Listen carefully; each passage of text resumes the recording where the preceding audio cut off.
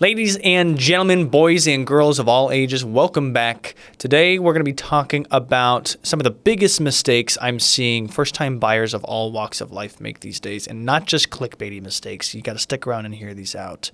One of them I know myself very personally because I bought a home. My inspector missed an item that cost me $2,000 straight out the gate, and that's just one thing that they missed in the attic. If you're new here, my name is Jake Burt. I'm a 26-year-old mortgage loan originator here in Arizona, but I originate in 47 states. I'm helping first-time home buyers, real estate investors, and everyone in between accomplish all of their real estate-related goals.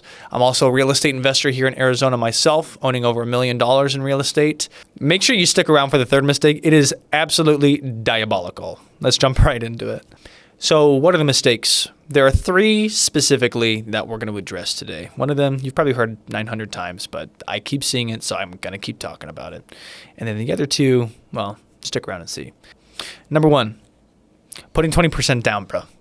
You don't got to do that. Number two, you don't ask the seller for seller concessions. We're going to talk about that. You're going to learn what those are, and you're going to ask for them. Number three, this is the one that you really want to stick around for. You buy a home that you can only afford if your roommates you have planned stick around. Don't do that, bro. You are screwed if you do that.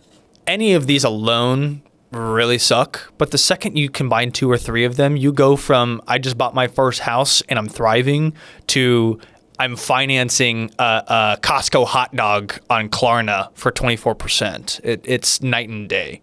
Lesson one, you have heard this probably 956,000 times on social media, and I wouldn't repeat it if I haven't been seeing it still. Stop worshiping 20% down. Your grandma probably told you about it. Your dad probably told you about it. You got to put 20%. Who gives a damn? Dude, no one gives a shit. Don't put 20% down. Unless your grandma has $9.6 million burning a hole in her pocket actively, do not put down more than 3 to 3.5%. It's as simple as that. I don't really need to say much more than that. You've already seen hundreds of influencers talk about you don't need PMI. We all know it. You don't need to put 20% down. You're going to have PMI, but you're going to save a lot more that you could do more with. You'll have a bigger safety net, a bigger nest egg, and your life will just be a lot easier. People are concerned about PMI, but unless you're doing an FHA loan, PMI is not forever. It drops off eventually, and you don't have to worry about it anymore. And then in the meantime, the 15%, the 16.5% that you saved, you could put in a high yield savings account. You can get 3.5%, 4% back on that. You could have the money saved for when your AC that's 38 years old and has had 19 compressor replacements explodes. That way you can put money towards that instead of financing that at 15% interest. Okay, lesson two, the seller can pay your closing costs. More people are learning about this recently. Thank the Lord. Thank God. Realtors are talking about it a lot. It's probably doable in your market. Probably. 99% of the time, especially here in the Phoenix Metro. Most people are closing with seller-paid closing costs, better known as seller concessions. Here's how it goes when you're asking the wrong people, right? You ask your agent to see if the seller will pay for your closing costs. That agent, named John Smith, says, sellers don't do that. And you just accept that fact as fact. And you go into your closing and you fork over like $7,000. And then boom, you're $7,000 poorer. What could you have done with $7,000? You could buy like 2 cold plunges with that. You could buy 856 Costco hot dogs with that. There's a lot of things you could do with $7,000. But you wouldn't know because your agent said that this market doesn't support that. It's just not true. You can find a way. Real estate is a negotiating game. So your agent should be negotiating for what is important to you, which in this case, making sure your closing costs are paid for. I'm going to be completely transparent with you. If your realtor has closed one deal in the last 5 years and they say that the seller's not going to pay for closing costs, they don't know what they're talking about. Unless you're in one of the 5 cities in the US that is still extremely hot and seller concessions are just off the table, you're going to be able to get your closing costs paid for. So make sure you do your research on the people that you're using, because a no to seller concessions more often than not means that your person probably just doesn't know what they're talking about. I'm seeing sellers give these out every single day. And like I said before, real estate is a negotiation game. You don't get what you don't ask for. So just ask. If you stuck around, mistake number 3, this one is my sleep paralysis demon. Do not buy a home that you can only afford if your planned roommates live with you. Period. If you make $5,000 a month and you buy a home with a $2,500 mortgage payment, which theoretically you could, You cannot afford that home. If you have 3 roommates, technically you can. If you split that, that would work out. But do not buy that home. You cannot afford that home without those people. And if they all dip, especially if you make the mistake of not getting them on a lease agreement, you're cooked. Colonel Sanders picked you up and put you in the basket and put you in the frying oil. You're done. You're literally cooked. Okay, I'm telling y'all, I see this all the time. People say like, yeah, the payment's a stretch, but my buddy's moving in. He's super tight. We've been friends since elementary school. And then y'all move in together. You got 2 friends. One of them gets a girlfriend and wants to dip out and live with her.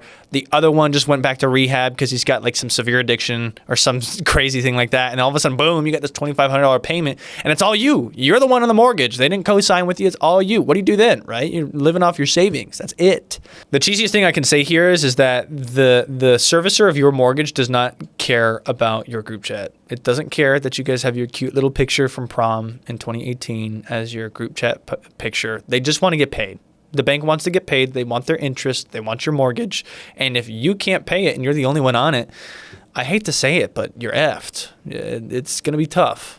The rule is simple. Buy a home you can afford. Budget for being alone. Roommates are a plus. Saves you a lot of money, but don't budget for that. Budget to be alone.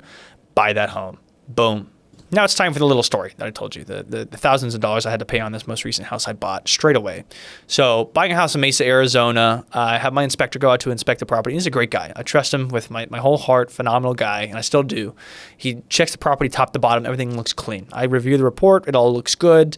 Buy the home. We move in, and I'm hearing like a lot of creaking in the home. The home's creaking a lot, so I'm just a hyper paranoid person, and I go into the attic and I check, and one of the support trusses, this is a property built with scissor trusses, and one of them is snapped, like clean in half, and this is a load-bearing truss, and I'm like, bro, what am I supposed to do with that? Yeah, that's a crazy fix. The fact of the matter is, he's human. My inspector's human, and he missed it, and he's still great. I still trust him, but we're all human, and little mistakes like that come up. I had money to take care of that mistake. If I spent all my money to buy this house, I would not have had money to take care of that mistake, of that surprise expense that came up. Now, you're probably wondering what it came out to, the total, to replace that truss.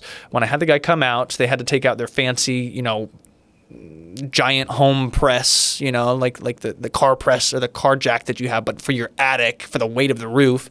And he said, yeah, it's going to cost about like $1,960. And I was like, dude, that's literally insane for one piece of 2x4 that you're going to have to stretch up there, but whatever. Now think about it this way. If I had put every single penny that I had to my name into this house when I bought it, and I suddenly hear this creaking in my house, dude, I'm effed. What am I supposed to do? How am I supposed to finance that? What am I going to do? Go get a Capital One credit card to fix something that I have to do on my home because I own the home now? It's just the way that homeownership goes. So welcome to homeownership. Why does this matter, especially for first-time home buyers specifically? First-time home buyers are the ones that are saving for some time to put money together to buy a home. They're budgeting, they're putting $200 away per month, and they're doing so for the sake of specifically buying this home. Those that budget to not only pay for the out-of-pocket, but also have the reserve after the fact are also the ones that don't freak out when the garage door opener suddenly catches on fire randomly, or your truss breaks in your attic, or your water heater explodes and is shooting out water at like 300 PSI. The truth of the matter is that when home buyers are able to live in a home for 2 years or more, and they've been able to get by without these catastrophic issues, the buyers who survive the first 2 or 3 years of homeownership without melting down and completely losing it are also commonly the ones that prepared and they budgeted for the cost and the reserve, not just the cost. So if you're sitting there right now and you're literally on the verge of wiring your entire life savings to the bank, stop. Click the link in the description, book a call with me. I would much, much rather you spend 20 to 30 minutes with me having just a conversation on what you're doing and the ramifications it's going to have on your financial future than for you to send that wire and then your entire attic collapses and you file for foreclosure. So I will leave you guys off with it one more time. Again, my name is Jake Burt. I'm a mortgage loan originator in 47 states. If you have questions on anything I just talked about, you want to talk about your home buying journey, investment journey, my contact information is in the description below. Give me a call, book a call, BLT out.